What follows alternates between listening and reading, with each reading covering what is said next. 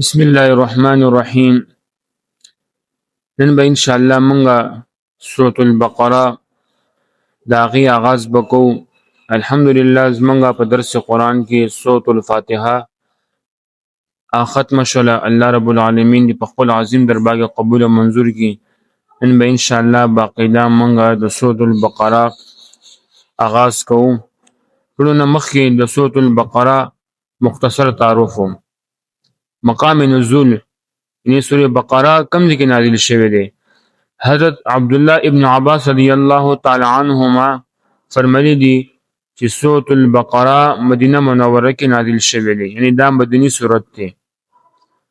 او په دې سورت کې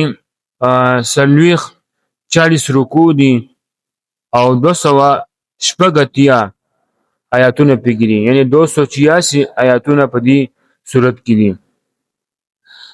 بقره نوم کې خصلو وجه عربی کې غواته بقره ویل کېږي او دې صورت اتم او نهم رکوع کې د بنی اسرائیل یو غوا ذکر شوی دی، هغه واقعیا بیان شوی ده.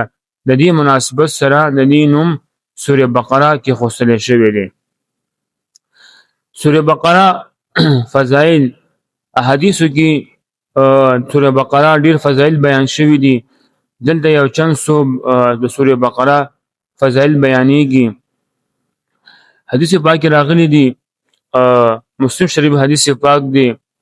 روایت کې حضرت ابو امامه رضی الله تعالی عنہ چې نبی کریم صلی الله علیه و آله وسلم فرمایلی دي نبی کریم صلی الله علیه و آله وسلم چې قرآن لولئ، قرآن تلاوت کوي، ځکه دا به د قیامت پر ورځ د اصحاب قرآن سفارشي جوړیږي. او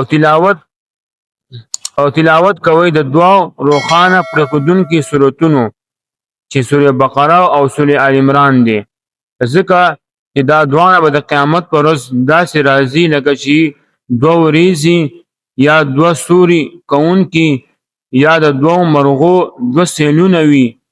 دا به د خپل ویونکي د طرف نه جګړه کوي او سوره بقره تلاوت کوي، ځکه چې د دې زده کول د باعث برکت دی، د برکت باعث دی، او د دې پرېښودل باعث حسرت دی، او باطل په دې باندې غلبه نشي کولی شي. یعنې دا صورت چې کوم دی د دې ډېر فضایل دي، حدیث پاک کې بیان شول. نه بل راغلی بل حدیث پاک کې روایت کوي حضرت ابو هريره رضی الله تعالی عنہ چې نبی کریم صلی الله علیه و آله وسلم فرمایلی دي چې خپل کورونو نه ادیره مه جوړوئ، بشکه شیطان دغه کور ته نه داخلیږي چې کوم کور کې سوره بقره تلاوت کیږي.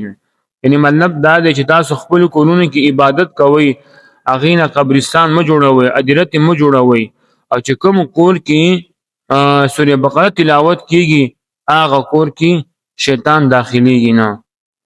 دغه شانتي بل حدیث پاک کې راغلی دي، ترمذی شریف حدیث پاک دی.